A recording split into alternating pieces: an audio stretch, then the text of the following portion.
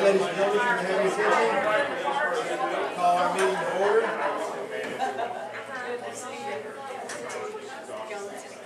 First of all, I'd like to thank everybody for coming out for our first meeting of the year here in January. And to start with, we're going to ask CJ if you would open us in our opening prayer. Before I say the prayer, I have a scripture to read, and it's from James chapter 1, verses 1 through 5. And it says, James, the servant of God and the Lord Jesus Christ, to the 12 tribes which are scattered abroad, greetings. My brethren, count it all joy when ye fall into diverse temptations, knowing this, that the trying of your faith worketh patience. But the patience have her perfect work, and that ye may be perfect and entire, wanting nothing. If any of you lack wisdom, let him ask God, that giveth to all men liberally, and upbraideth not, and shall be given to him. Let us pray. Dear Heavenly Father, we come to you today and ask that you bless this meeting and let it be a productive meeting. And we ask that you bless our speaker and give her wisdom. And let us travel home safe tonight. In Jesus' name I pray. Amen. All right, next, if you would stand, we're going to have our pledge of the flag. And everybody's ready? Here we go. I pledge allegiance to the flag of the United States of America and to the republic for which it stands, one nation, under God, indivisible, with liberty and justice for all. So far. All right, to start with, we have a gentleman here from the Department of Natural Resources. Eric is going to come up and take just a couple of minutes to introduce himself and let everybody know that he has a meeting planned in a couple of months to come and do a PowerPoint and what have you for us about Pinole Mountain. Excellent. Thank you, John. I appreciate it. My name is Eric. I got a really long last name. It's Van de Hanak, but just call me Eric. Makes it easy. Unfortunately, tonight, I only have enough time to do some introductions and make a couple of quick announcements. But maybe in March, we'll have an opportunity to share our master plan.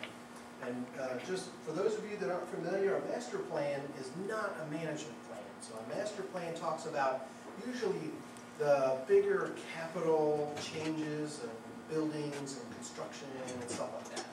So that's primarily what we're going to be focusing on. But I'll encourage any of you at any time, of course, to come down to Panola and ask me whatever questions you have. A couple of quick announcements. As you all may already know, the Path Foundation has put in a trail from Union Church Road all the way to the Alexander Lakes. It's about 2 miles or so, and we haven't had a grand opening for that, but we suspect that a new trail will be put in from basically the Alexander Lakes area all the way through the park to the visitor center. So, and that is probably starting Thursday. It will take about 5 months or so to complete. So, and then they'll also be putting a trail around the upper Alexander Lake. So those are some of the big things that will be changing. Very recently, the Georgia Orienteering Association, or rather it's a club, it's not an association, they put in a permanent orienteering course. So if you're not familiar with that, basically you have a bearing and you run a certain distance to get to a pre-designated point. And it's quite popular, especially with school kids. So we will be having probably our grand opening kind of ribbon cutting ceremony on Saturday, the 26th of January, right around the corner. So, and if you want to come check it out, we have maps in the visitor center, all kinds of stuff. Great. Are there any immediate questions right now I can answer? Yes? Are y'all going to ever do anything with that pavilion that's by the old house? That's a great question. Okay, if you will repeat the question so Yes. the video can pick it up, please. Sure. So I believe the question was, does the park have any plans for the large golf cart barn that's located on the old Southern S property? And the master plan is part of what will define what happens to that, that particular building. If I had my way, and a lot of people think so, that a little bit of refurbishment would help us use that facility for all kinds of events. So I think that will probably be its fate. We'll probably have an opportunity to fix it up and do some great stuff with it, old venues and the like. Great, thank you all so much. I appreciate it. That's going to be a great meeting because Panola State Park is so important to this area, part of our county and actually our neighbor county. So you want to invite friends to come and hear that as well, and neighbors from this area that will impact a lot of people. My name's Ed Tracy. I'm the director. And I want to have all the directors stand up right now. We have our new directors for 2013. If you're a new director, and I'm just going to have you introduce yourselves to everyone. Say it loud, please, to pick up on the video. Sandy Folsom. Thank you. Sandy Green. Jim Rappo. Don Meyer. And I'm John Hammonds, the new president for this year. Eleanor Davis. C.J. Lester. Steve Mackey. Steve, I'm the treasurer, Steve, and I I'm want the your money. treasurer. And we'll take that quick opportunity to say this, the only way we can afford to put these meetings on and rent the space and do all that we do is from our dues paying members. So it's January, it'd be a great time to write that check for $25 for your whole entire family. It's a pretty good deal for the programs we put on all year long. And it pays for the rent and space and media and all the video, not to those of us doing video, but the stuff here in the church. It costs money.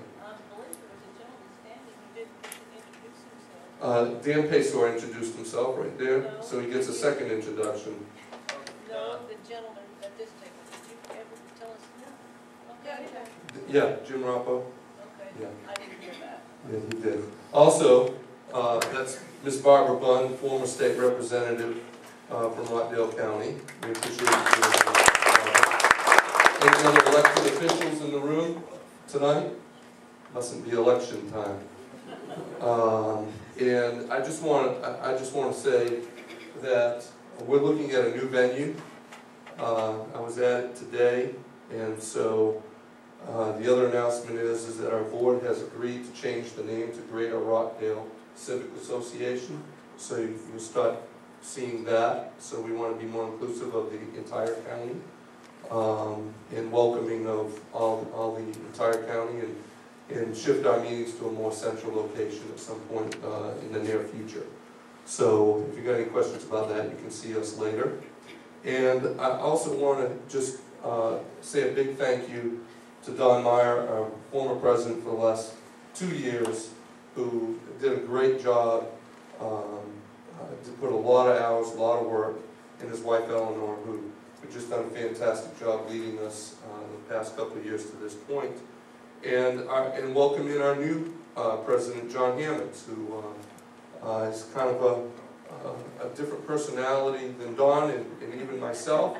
He's a more quiet guy, and so you might see a little bit different style of leadership, but he's a great guy, and we're just happy to have you as our new president. So everybody give John a round of applause. Put a lot of time in. And we got a great program for you tonight, and I'm going to have Sandy Folsom come up and introduce our star guest. Well, I met Ellla Dedwyler about 3 years ago, 2.5, 3 years ago. And it was the beginning of a journey for me, going down to the Capitol, but most of all, listening to her at different meetings, like at the Patriots meeting. That's where we go a lot, once a month. And the information she gives to all is just phenomenal, because it empowers you to do the things that you know are right for our county and our state, and just keeps you aware of what's going on. So she's been down to the Capitol over 30 years. She's powerful down there. She lobbies for the things that are truth. She lobbies for what she's passionate about and what's the best for our state. And so she knows a lot of people there. She's got a lot of connections. So I try to follow around in her dust, as I can't keep up with her, so I'm just walking in her dust. But anyway, she's training me, and I just love it because she's got the personality, and she's just a phenomenal woman in the Lord. She's as beautiful inside as she is outside. So now I just welcome Ms. Ellla Dedwyler.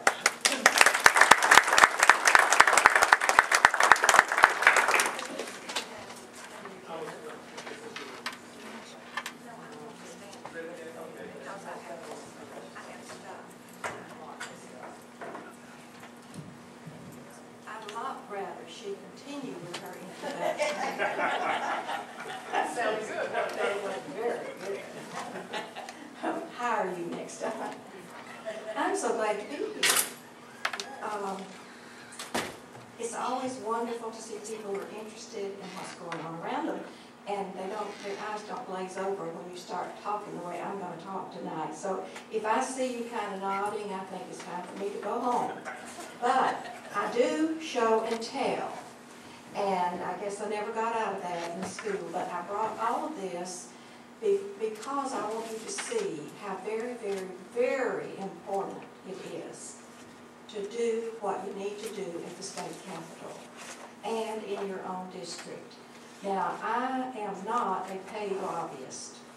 I'm a volunteer. My spiritual gift is teaching Bible. I love to teach Bible, and people love you when they come to Bible classes. They're not too happy when we go to the capitol. But you see, when I go down there, I go down looking for what we need to work on to keep our Christian aspect of our nation. And this is a ministry, and if you'll look at the top of my newsletter, I don't know whether you picked it up, but for years my motto has been, my spiritual motto for the Capitol is, she has done what she could. Now, I have people say to me all the time, I can't do what you do. That you don't have to do what I do. You can do what you do. Well, after the election this year, in November, after that election, I added another verse, part of a verse, and it's in the book of Ephesians. It says, having done all, stand. Now, at this point in our society, in our political arena, a lot of the things that Christians are doing are not necessarily making any progress, but whatever we do, we must stand, and stand for that which the Lord gives us to stand for. And that's our Christian heritage. That's our constitutional concept. That's our philosophy, no matter who says it's not.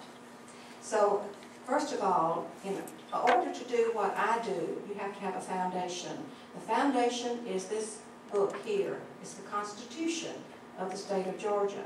Now, the Constitution of the United States is our supreme constitution. This is the Constitution of Georgia. Now, you might be on the opposite side of an issue that I worked very hard on back in the fall. I do a lot of public speaking, but I had never done PowerPoint. It was a test of my insanity, my sanity, to do a PowerPoint. But I had to go out and give the truth about the charter school issue. Charter schools are unconstitutional.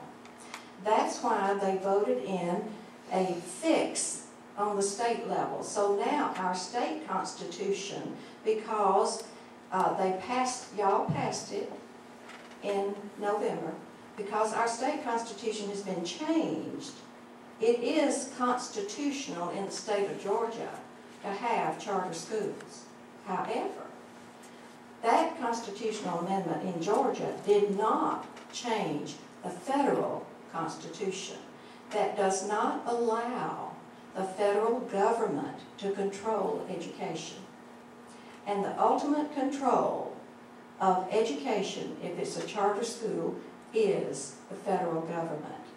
Because the charter schools can waive local, federal, local, state regulations, policies, and laws, but they cannot waive federal laws, regulations, policies.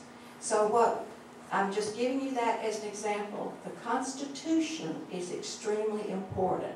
And we in our society now are operating outside the Constitution of the United States. And often at the Capitol, this comes up. Because I remember years ago, I said to John Linder, who was a representative down at the Capitol before he became a congressman, I challenged one of the bills that he was supporting. I said, it's unconstitutional. The bill is unconstitutional. He said, we pass things all the time that are unconstitutional. And they do. That's why we're in trouble. That's why we're in trouble. But that is my introduction.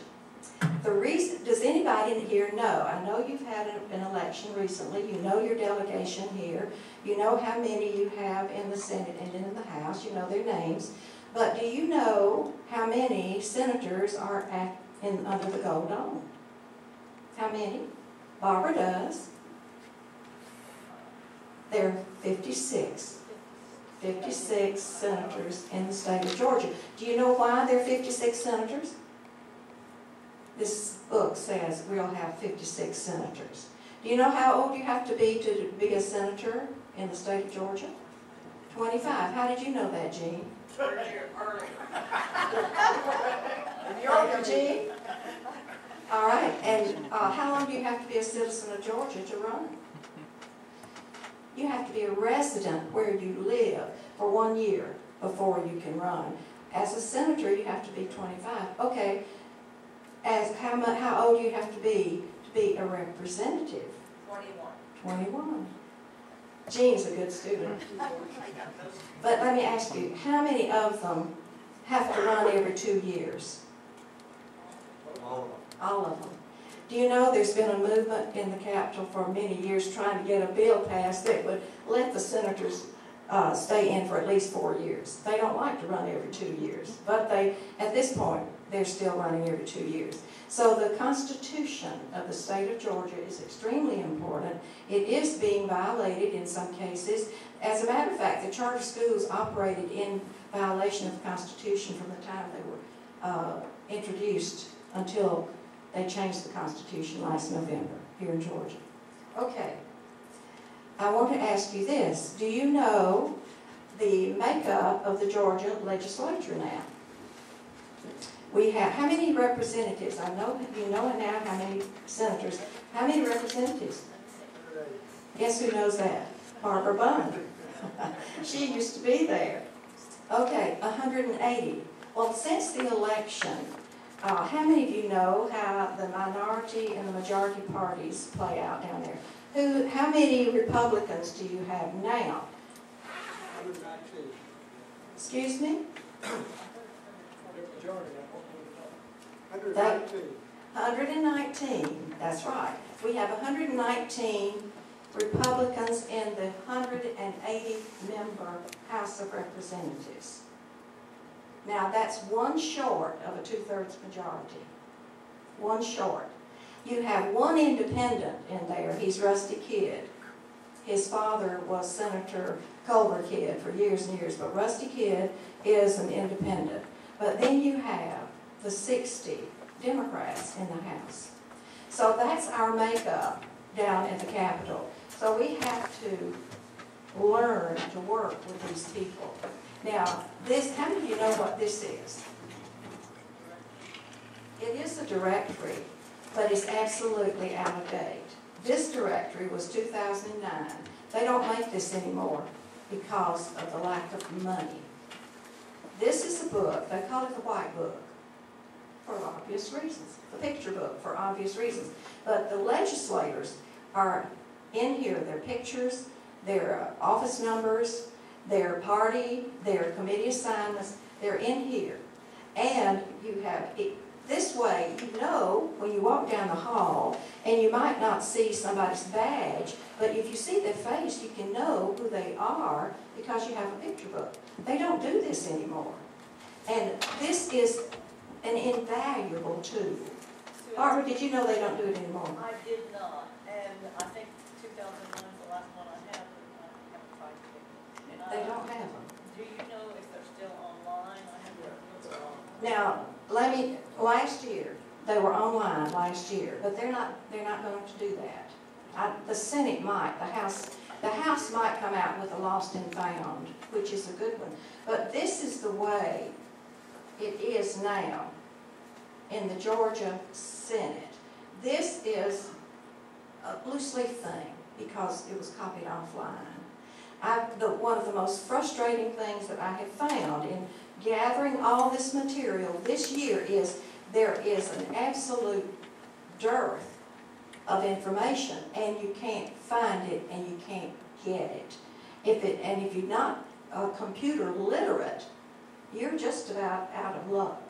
But last year, the Chamber of Commerce put out this book. It's inferior. It might be in color, but it's inferior. It's the same process, the same idea as the white book. And I understand that they're going to do another one, and if you want to go online and find out how to get one of these, I don't know whether they charge or not. Someone gave me this at the Capitol, but you go to gachamber.com/advocacy, ADVOCACY, to get, maybe they'll do this. But also, we have Georgia Trend magazine last year did this. And hopefully, I think they're going to do it again, but they don't do it until February. So until February, we don't have a clue how these people look, who they are, where their office is, unless we can scrounge around at the Capitol and get some material that is very difficult to get. And you can't always get it online. But nonetheless, there's a lot of material online that you can get. This is an old list from the Senate, last year's list, and they set this up so you can download it and make labels from it. Now that's a good thing.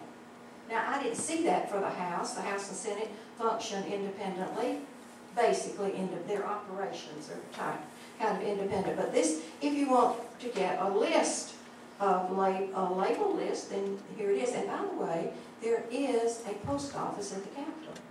And if you want to communicate with every legislator, which means you would want to have 236 items to mail, you can just get them together like you were going to mail them, take them to the Capitol Post Office, and the man will put them out for you. You don't have to put postage on it. Now, I know that Sandy has duplicated a lot of material for you tonight. Sandy, did you give them the lobbying via computer and telephone? Now, everything that you have is white, but the thing, I want you to hold this up, I want you to see this, because these are the email addresses, the internet addresses, where you can get the material yourself, where you can go to lobby. If you don't know the name of your senator, your representative, there's a place here, a telephone number you can call. Then you can track Georgia legislation. Every bill that is introduced will be on the internet. You have to know how to get to it, but legis.ga.gov, I believe, is the way to get it. But all of these things are here, so you can take it home with you, and you can learn how to communicate from home if you can't come down and look them in the eye and talk to them. Now, quickly, I'll tell you this. How many of you have ever been down to the Capitol to observe what they do? Yeah. Okay. How many of you have ever gone to the Secretary of the Secretary of the Senate's office or the clerk's office and picked up the handouts that give you the process, that which has happened the day before? How many have ever done that? Okay. How many of you know how many bills that they introduce every year? Anybody? How many? About 1,000.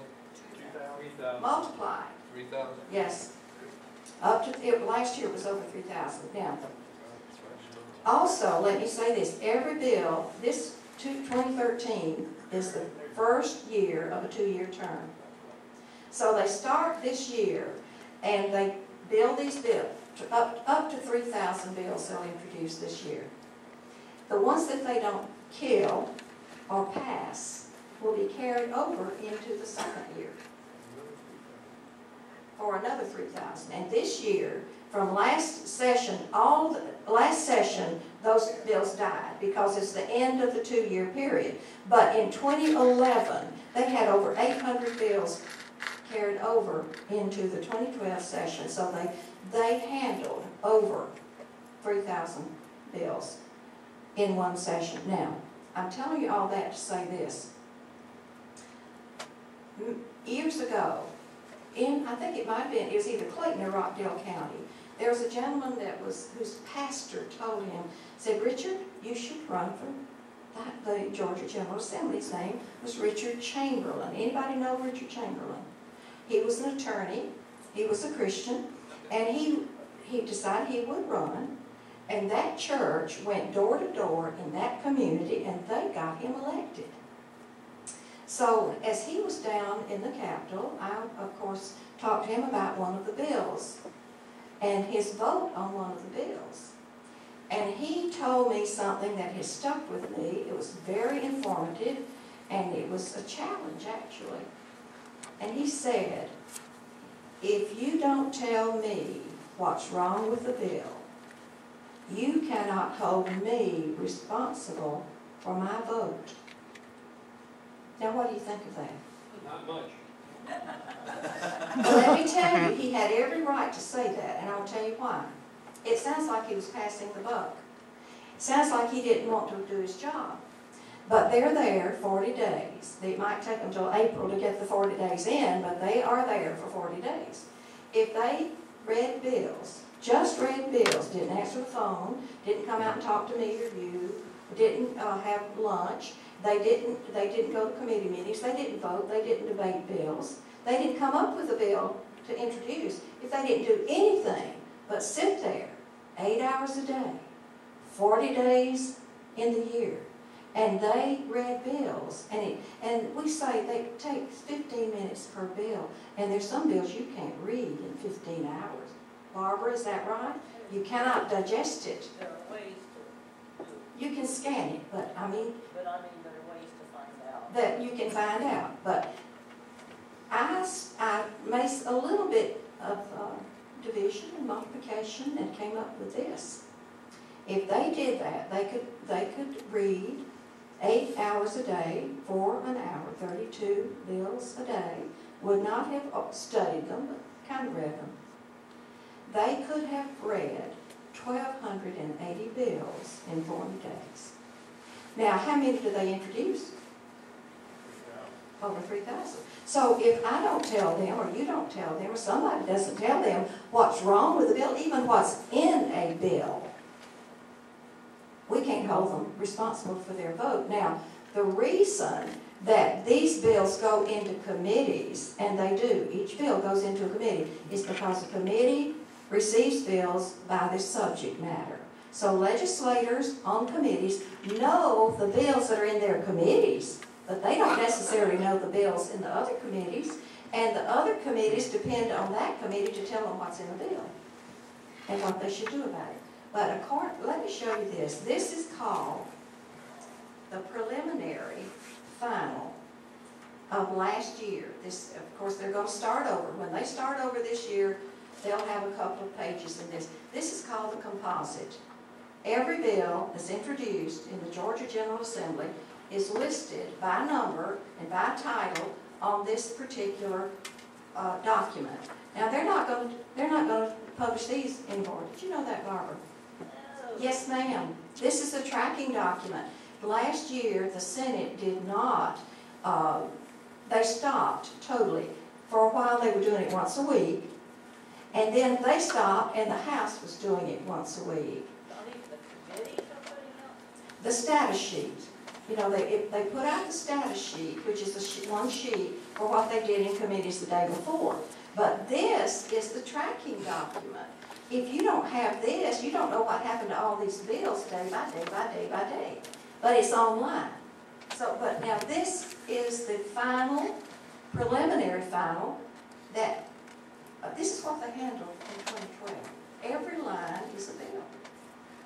Now, the reason this is a preliminary is because in 40 days, this is going to change, because the governor has 40 days to decide which bills he's going to veto. Now, after the veto comes the final, and the final is different from the preliminary composite. Notice the back of the preliminary, there's nothing on it. But the final, they've tallied what they've done. That's the total of all these, that's what's happened to all those bills. Now, this is not the only place that you can find this. I watch my time here. This is online now. Used to, the Legislative Council, which is a body of lawyers at the Capitol, that all the legislation goes through them. I'm not sure they write all of it, but it does go through them. This is the summary of the general statutes enacted at the 2012 legislative session. Now this right here gives you, this 36 pages of this, and these are the bills that passed last year. Did you know that you have all these new laws? These are new laws. The only difference in some of these is there are 8 bills that the governor vetoed, and they're in this as well. And they're shadowed. They have the word veto. Here's one right here, listed across there. Right there, you can't see it. It's such a shadow. But this document, here's another one that's vetoed. 8 vetoes. This document has within it that page, and they've reduced it, that page. You have that page, I think. You have that page with you, and I want you to look at that page, because I did some figuring on that, some tallying, so I could tell you the load that these people have. And the reason that you need to be interested is this, because your interest, a lack of it or a lot of interest, will determine whether or not you influence the next laws that these people pass, or amend the ones that they've already passed. So if you look at your sheet there, at the top says General Assembly 2012 Session Summary. Now, did you do this on the back too? No, they're separate. Okay, they are separate, but you did. Okay, now I want you to look on the back of mine. I did a lot of training this morning, and mine color coded. So here, if you look at this sheet, it has IX Quick on the back. That's the search engine on the computer, where you can find this document that I'm talking about right now. But if you look there, Summary of General Statutes Enacted at the session, 2012 session, you can click on that and you can get this. And before I get to this, I will show you this, because if you go down to the bottom of that, you go down to, it says Prosecuting Attorneys Council of Georgia. They have put out a document which is very interesting, and they have summarized in a very short summary of each one of these laws that pass what the law will do. I think this is very interesting. I think it is very, very important. Now also, if you'll go back to your sheet here, I want to give you these totals, because these are absolute facts that you can take to the bank here. But the House bills introduced in the 2012 session, plus the ones that were carried over, total 1,782. That was in the House. Now, how many days do they meet? 40 days. And now, they would not have been able to read all the House bills, the Senate and the House. And then the ones that were pending from last year in the House were 595. So 595 bills from the House were added to those 1,782. Yeah, that's right. Were added to those 1,782. Y'all, I might have it wrong. I might have it wrong there, but you can look it up yourself. But the Senate bills were 950 Bills and resolutions that were introduced, and then the pending that were carried over were 273. So you can go on down. This is the total workload that they have. Now, some years ago, there was a group of legislators who, I think 5 or 6, who met every morning, because every morning on the desks, the legislators would have a loose leaf notebook. And the loose leaf notebook would have within it the bills that they were going to consider and debate on the floor that day. And, excuse me, there were these men who would meet and they would read all those bills. One, did you do that, Ron? Every day? Every day. That was Bobby Franklin. Bobby Franklin. Really inspired it, but it went way back beyond what he came in. So, at that time, there were about a dozen institutions. Then Westmoreland, every one of those young men went on into leadership and got things done on their own. So, they really had an effect. They did, and they knew what they were voting on. They knew what they were voting on. That was a commendable thing that they did. But conservative policy. yes. Thank you. I didn't realize you were part of that. See, I left out the lady. Sorry. But this is another part of that same publication. This is I think it was about 87 pages. We didn't copy it all. But this sorts the new laws by subject. So the new laws that passed last year, I'm not going to go through all of these, but I want to show you this. There were 27 laws that affected education. So any of you who are interested in schools, you should go and see what the new laws are about that. There were 10 that affect the General Assembly. Then there were some that affect the counties, the courts, the crimes, and the offenses. And 4 affect your license plates. 8 laws affect enforcement officers. So if you're interested in a certain subject, you can find out what laws came into being last year. Now, when the governor wants to make a big splash, and that's not a derogatory term, if he wants to show his support for a particular bill that has passed, he'll have a signing ceremony. And he'll bring people in, and they'll have a picture, and it'll be in the paper. And that bill will become law. We know that becomes law. And some of them become law upon his signature. Or some become law at a certain date, like one last year became law in March. And he had to sign it in March for that to happen. Otherwise, all the bills that pass become law on July the 1st, unless there's a specific time indicated in the bill. So the signing of a bill does not mean it's any more passed. It just means the governor was more interested in that particular subject.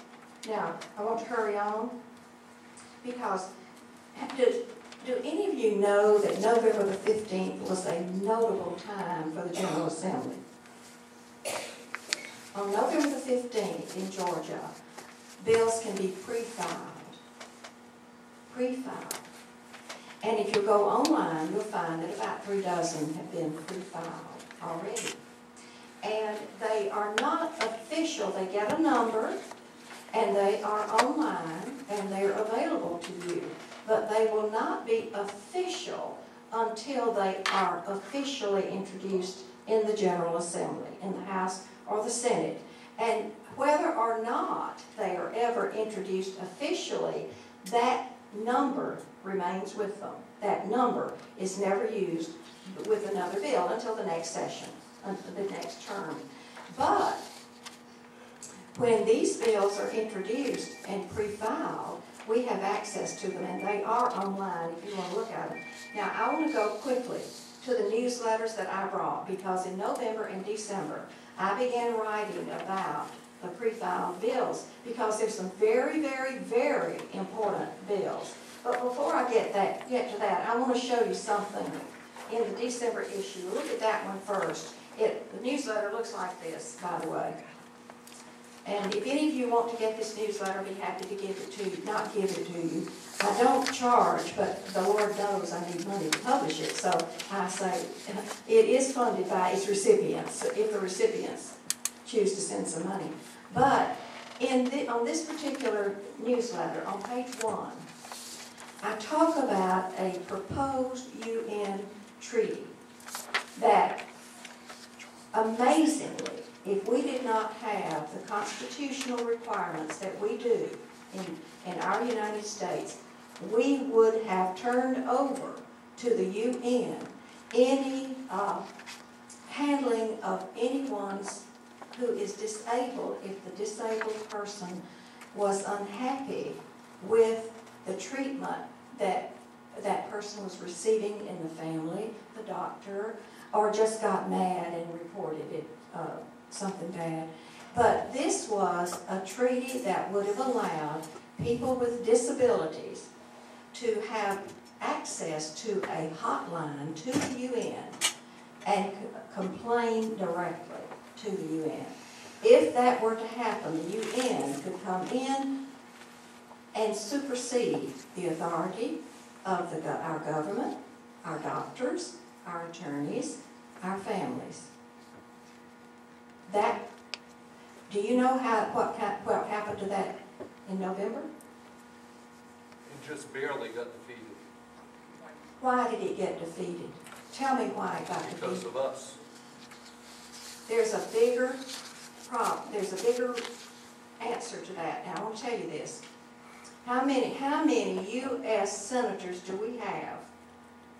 How many in this? 100. How many U.S. senators voted for this treaty? 61. Why did it not pass? Why does it require 2/3? The Constitution. If we did not have the Constitution of the United States that requires a 2/3 vote for a treaty to be ratified, and Obama signed it, it's already been signed. Yes, sir. Big danger there, that's sitting Congress, those that are in attendance voting. That's right, those who come that day. That's the danger on things like that, because if you can orchestrate for your elected officials to not be there when the vote is taken, you can swing the vote very easily. That's what's hoodwinks American populace. They don't understand how our government actually works. And other people are working to make sure it works in their benefit. You know, there were all of them there that day, though. Somebody got them there. They got them there, but it's those in attendance. And they do have a roll call vote. But now you just think about this. 61 of our United States senators think it would be okay for the UN to intervene in the treatment of disability, people with disabilities in the United States. And you know what? One of the senators who was trying to sell that to the Senate said, oh, well, this will help people throughout the world, disabled people throughout the world. No, it won't. Because people throughout the world who've already signed that, the other countries who've signed that, they're already involved with it. Our being involved wouldn't do anything but ruin us. That's all it would do.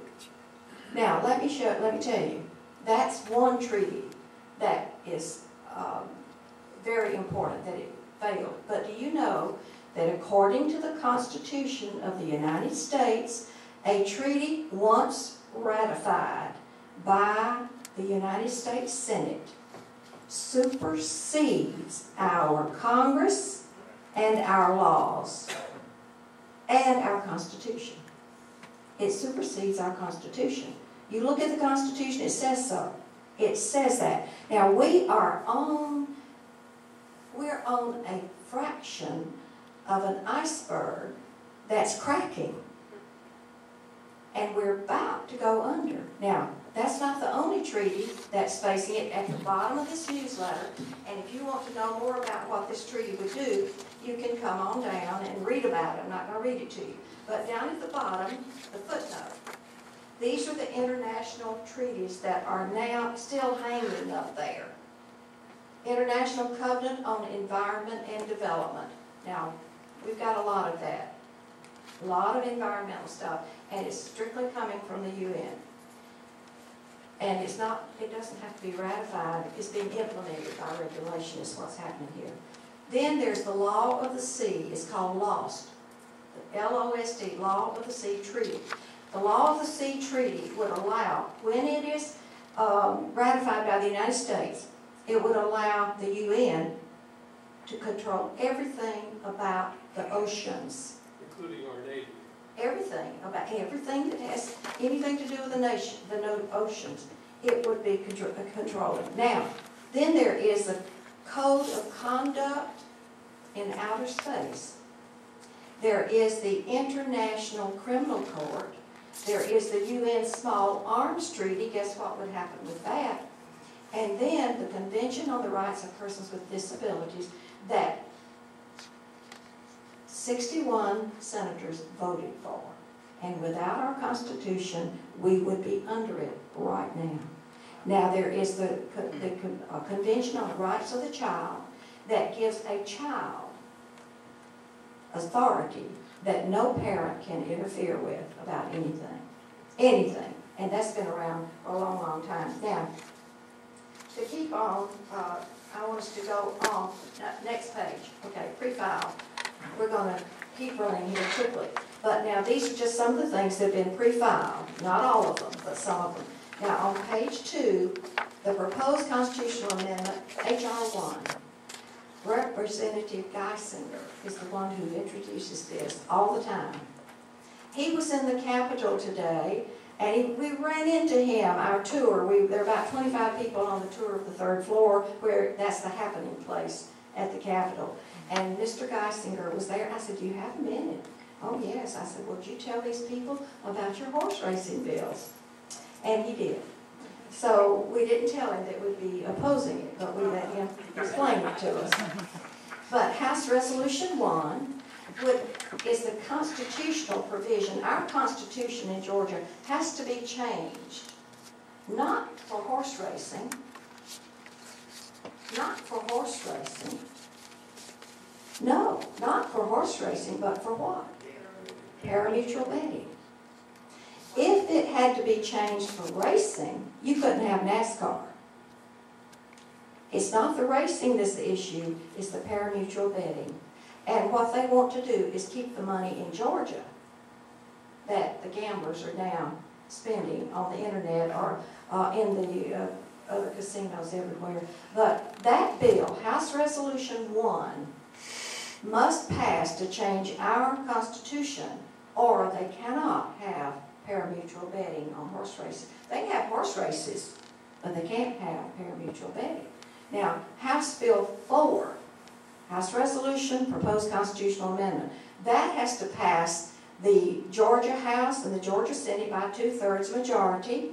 And then if it passes by 2/3 majority, it will be on the ballot for voters to decide whether or not it will become a constitutional amendment, and it would be on the 2014 election, general election ballot. So we have in Georgia right now an opportunity to oppose another gambling agency. Now, I want you to look at what House Bill 4 would provide, because if the resolution passes and the Constitution is allowed to be changed to put in parimutuel betting, then House Bill 4 tells you how that will come about, how the horse racing and the parimutuel betting will be the process. Now I want you to look. It would be under a 7-member appointed commission. The governor will appoint the commission. And there'll be staggered terms to start with, and then there'll be 5-year terms, and they can be reappointed, but it'll be an appointed commission. They'll get the money, the same money that legislators get per diem, and plus their travel. And if these seven members, as they come into office, they could meet at any time, however long they want to, as many days, and I know that because of House Bill 4. If you want to get House Bill 4, you read it. But they could meet any time they wanted to, and they would have a staff. Now, if they begin to meet and we don't have horse racing, we don't have any parimutuel betting, we don't have any money coming in, it's still going to cost the state of Georgia $1,211 plus travel expense plus the meeting place, plus the staff, for as many days that they want to meet. And the taxpayers will be paying for that, even if there's no money coming in from the parimutuel vetting. So this is a big issue. Now, if you come on down here, they will issue the business licenses and the rules and the regulations and the penalties. And it says down here that there must be at least 60 races scheduled per year, subject to adjustment. And I'm not going to read the whole thing, but this is one thing I want you to see down here. It would give you an advanced deposit account wagering, so they'll set up this advanced betting thing, and then they talk about a 10% tax here and a 1% tax there. But look down here, the people they can hire, these people who are appointed. And this is a big agency we're talking about. Commissioners may hire and set the salaries for their stewards, their chemists, their veterinarians, their inspectors, accountants, guards, and, now this is out of the bill, other necessary employees. And they will determine who's necessary. And they'll determine how many. Now, I cannot imagine the money that it's going to take to hire these chemists and these veterinarians and these stewards.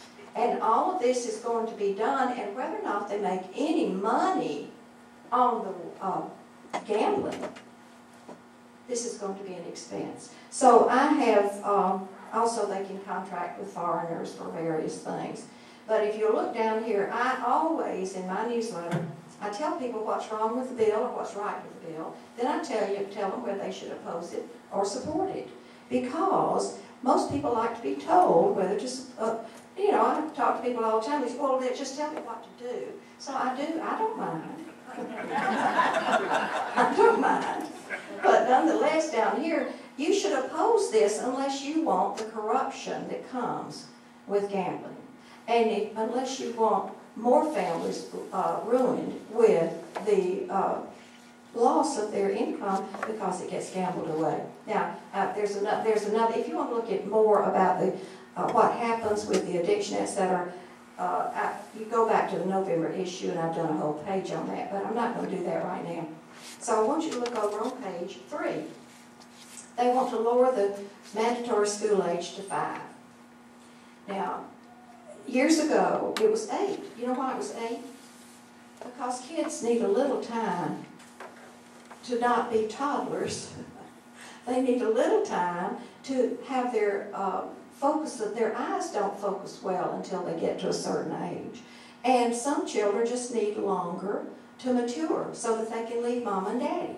That is the natural process. But this Constitution that I just showed you when I first started, it was revamped in 1983, and I was down there when they did that.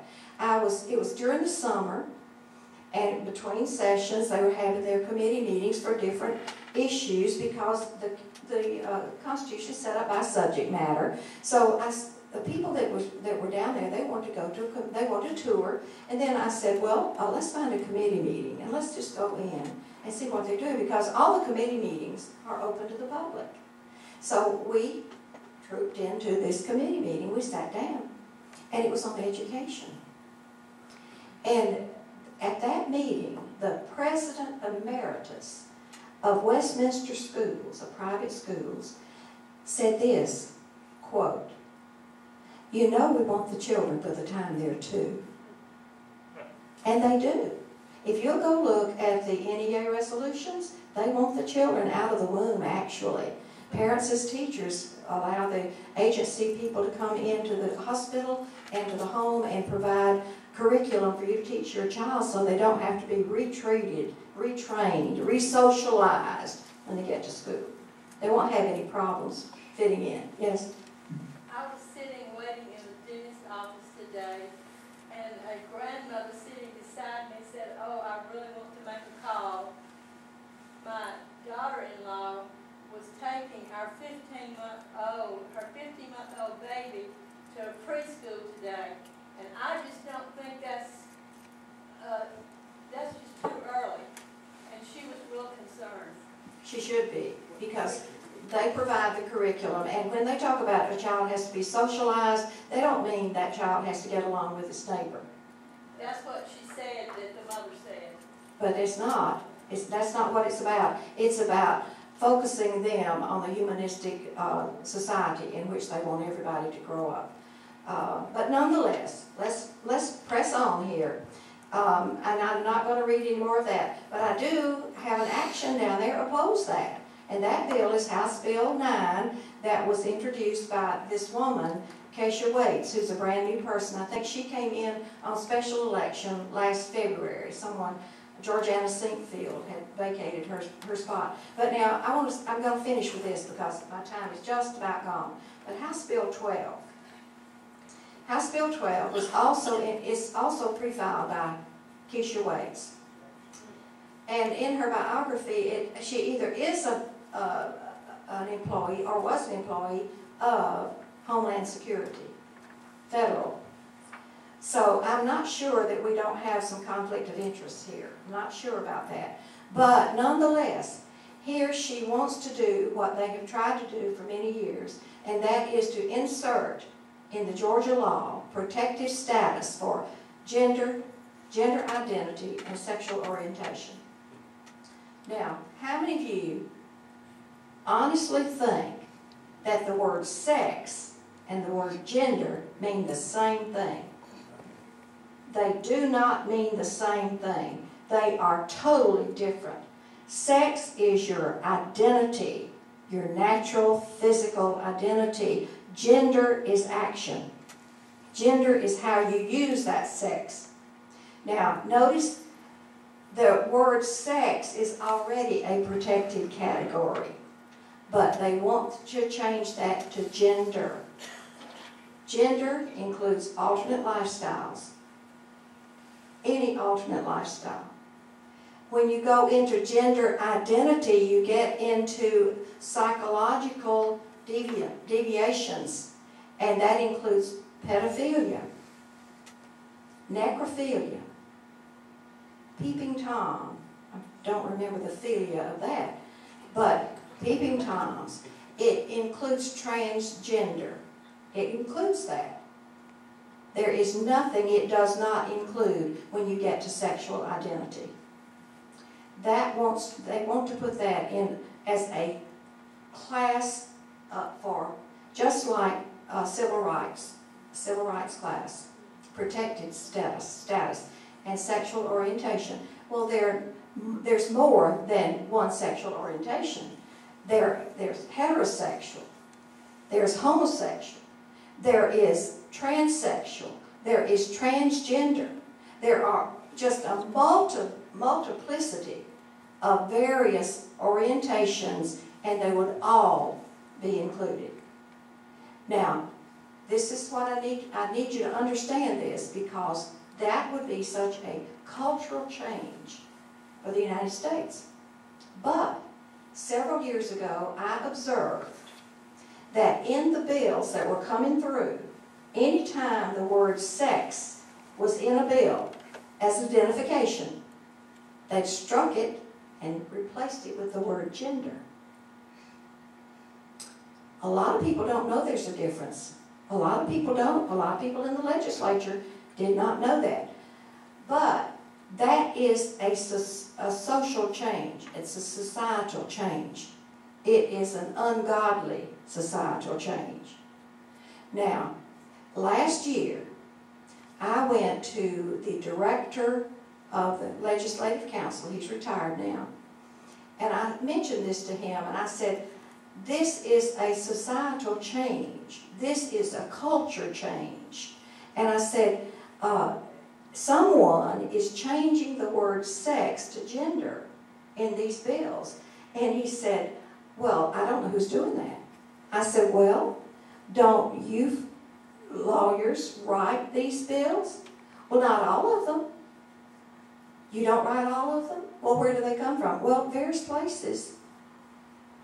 And I said, but you do screen them, don't you? No. I said, well, it's got to change. It's different. It's a culture change.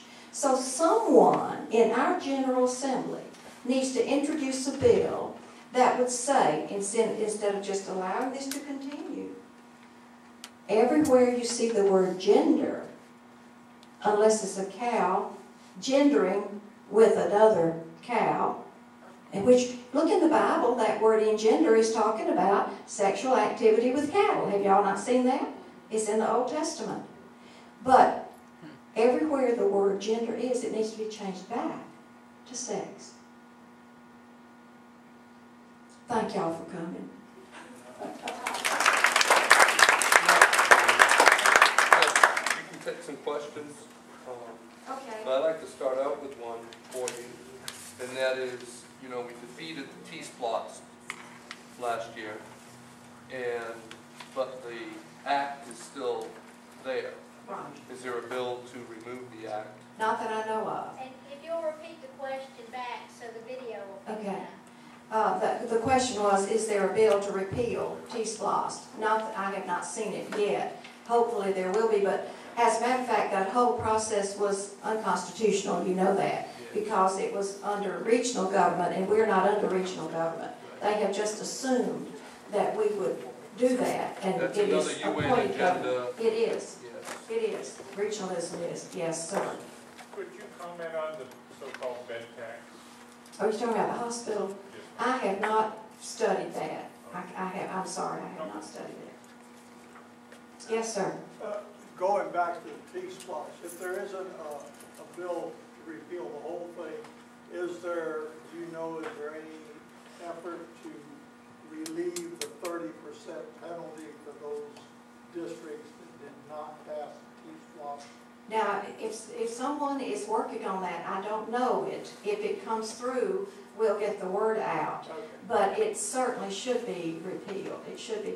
The coercive process to get things done, I think, is unconstitutional, but nobody else believes it, I guess. Yes, sir. What do you think the chances are that House Bill 4 will pass? And where does the Speaker stand on it?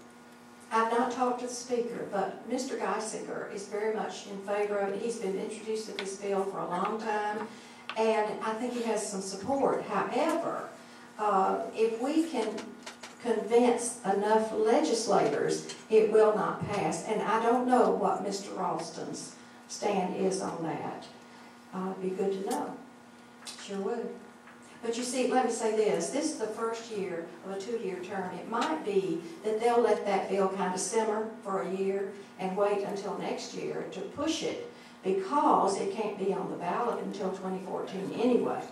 So that I'll be watching it.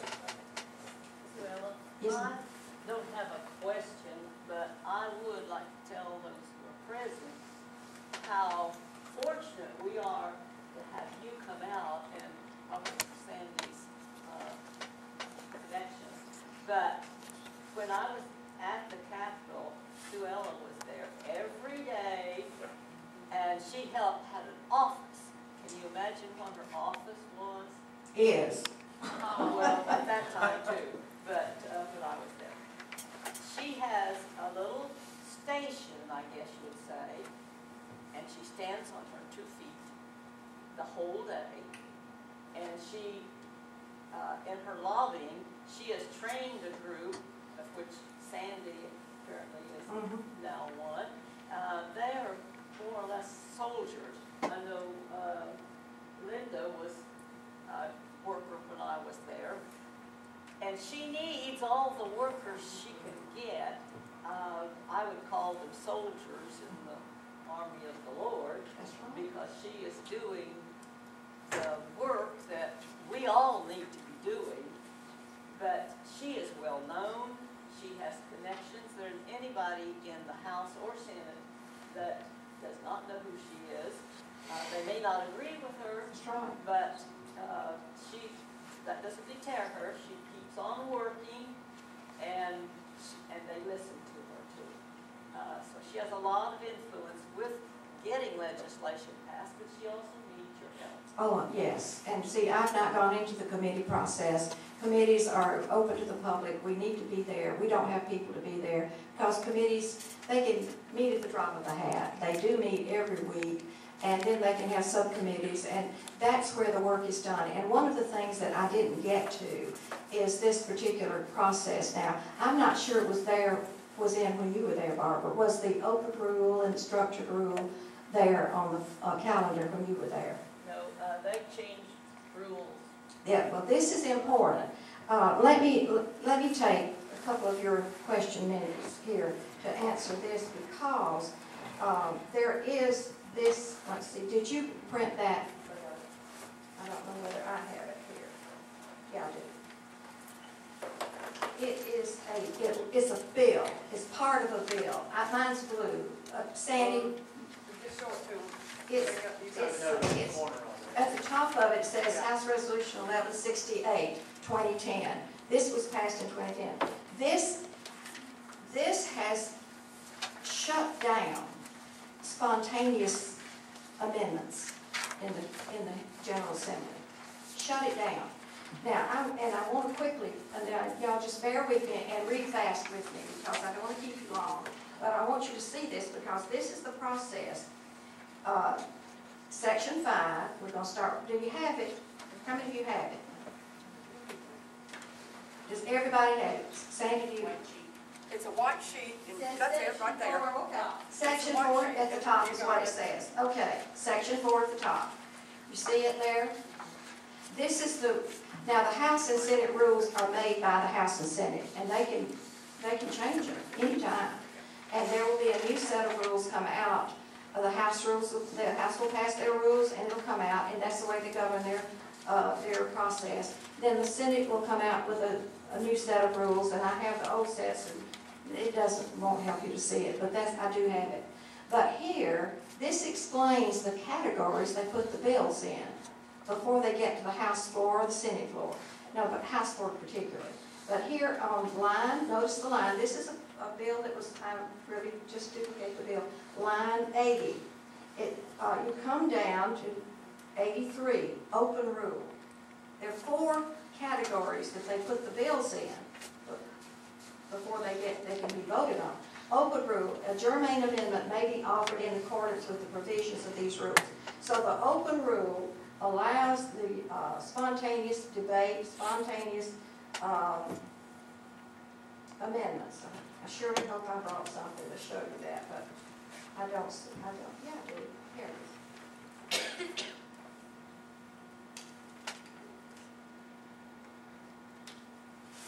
it is.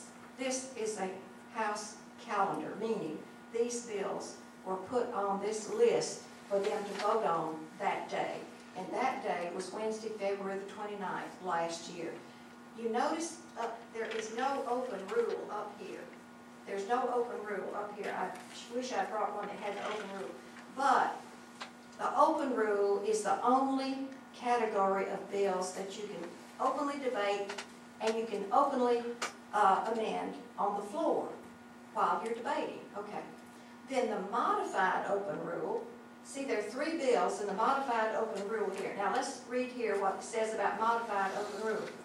Germane amendments may be offered subject only to an overall time limit on the amendment process and a requirement that the amendments be pre-printed and placed upon the desk 1 hour prior to debate. Now that totally disallows spontaneous reaction to what somebody else has said about the bill that it would do. You've got to have it ready in an hour before the debate. Now the way you would know what was in the bill was you either had to be in the committee, or you either had to go to the committee and listen, or you had to talk to a committee member who would tell you what they had decided. So you'd know whether or not you wanted to amend the bill an hour before. Then, look here, modified structured rule. See here, you have 7 bills here under the modified structured rule. And this is what it says. Germane amendments, now on a bill, when you get a bill, if subjects, if words are struck through, they have a line through them, that means they're taking out that.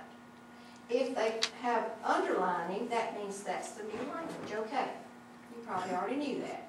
Modified structured rule. Germane amendments, they struck out this other, may be offered after being approved by the Committee on Rules.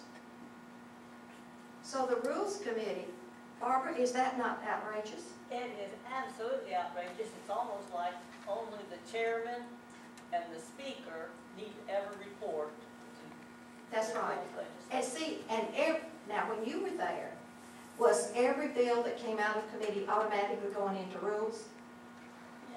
Yeah, it does now, but you know, when I first started down there, if you got a bill out of committee the first 20 days, it went straight to the floor.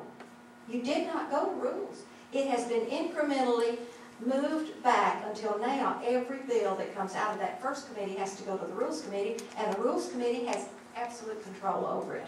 Absolute control over it. But now notice this. There is a structured rule. Structured rule, 3 of them. That means you can't do nothing, no how, no way. Is that open government? That is the rule in the House. Yes, So, Will, sir. is there a rule that allows a legislator to automatically defer a bill until they've had time to read it? They could ask for it, and also that just brings this up, which is totally irrelevant to that. But if you want to know how someone votes, if you're not there to watch them raise their hand, you won't know. Or if you don't know when they open their mouths whether they say yes or no. But if they do have a voice vote, or they do have a hand vote, and someone in the House or the Senate says, I want a vote, I call for a vote, I call for a vote, that means we got to do it on the machine. And if you do it on the machine, you can get a voter printout. But that's the only way you can hold anybody's feet to the fire, unless you see them actually raise their hand one way or the other. If the speaker allows it, but they can request that. So this, y'all, remember, if we don't tell the legislature what's wrong with the bill, we cannot hold them responsible for their vote.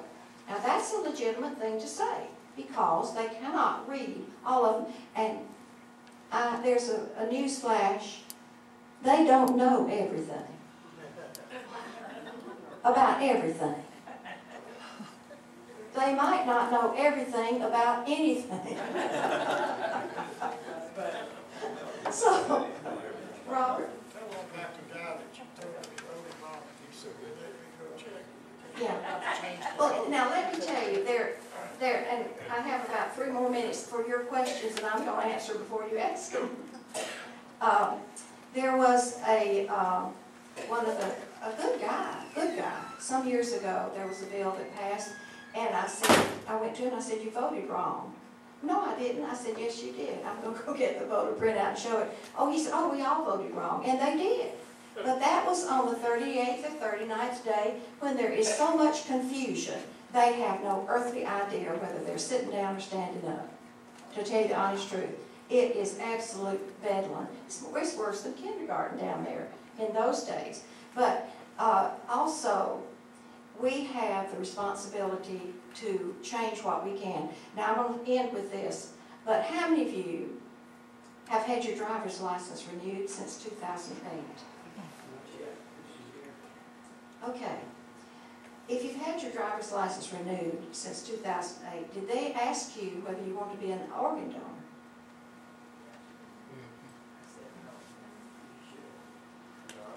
They don't ask you. They don't. You know why they don't? They don't ask you now. That's when it changed. The legislature passed Senate Bill 405 in 2008. And now, if you do not leave a refusal document when you die, or someone you have told that has been witnessed that you are not to be harvested when you die, you are a presumptive organ donor. Now, I'll tell you what, the only thing that has been exclusively my property is me. And I'm not sharing with anybody. But if I don't leave a refusal document, I'm thinking I must have to leave it with my driver's license, because if I get in an accident, you know, and listen, there's some organs that are not viable unless they're taken while you're alive. You know that. That needs to change. It is now opt out instead of opt in. In other words, if you don't opt out, you're in. Can you opt out on your license, say no, I don't want it? They don't ask you anymore. Can you tell them? Well, you can tell them, but this bill, you need to get the bill, it's a law. Senate Bill 405 of 2008, it says you must leave a refusal document. Now, they will go through a process of 9 or 10 people in your family to ask, if you don't leave that document, well, if you don't object, if they don't find anybody that objects, you are prime meat. Well, what if your husband is there and you pass away and he says, no, you will not harvest? Well, now, I'm not sure about that, Linda. I'm not sure. That could stop it. Well, they told, this comes up every year, but they told me at the time that those people who are in charge of getting, there's some organization that has to pass on taking the organs, and they said they would never do it. That was back then, but they would never do it without family, even though you said you were an organ donor. They still would not take an organ without permission of the family. Well, let's hope that's true. They may have changed. Well, things just don't get done sometimes. Well, my daughter is a nurse, and she went to a company that harvested organs. She didn't know about it. And she turned down the job. She came back and told us, do not let them harvest your organs. Well, the last person they'll ask, if they don't get somebody to say no, the last person they'll ask is the crematorium or the funeral director. It's in the bill. It's in the bill. Y'all need to look. I have never been in a group, and I do this to make people realize these are important things that I'm talking about. And nobody knows that they can be harvested unless they leave a refusal document. It's Senate Bill 405 of 2008, and you can get it online. And I know my time is up, and I'm going to relinquish the microphone. Thank you so much for that.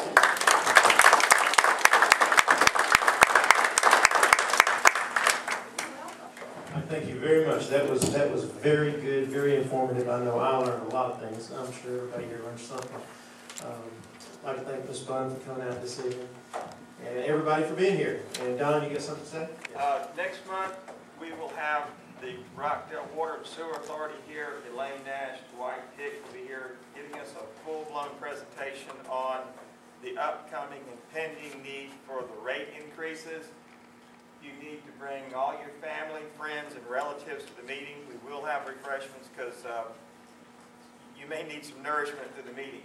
But there is going to be a real important need for you to come here and give them your input.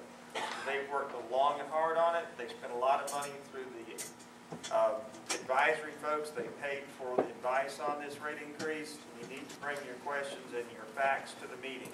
They want to hear from you. Thank you. That'll be on February 19th. All right, everybody got their response. All right, well, with that being said, I appreciate everyone coming out to the meeting tonight, and don't forget next month. And if anyone needs to catch up on your membership, see Steve on your way out, we'd appreciate it. Thank you, and y'all have a safe trip home.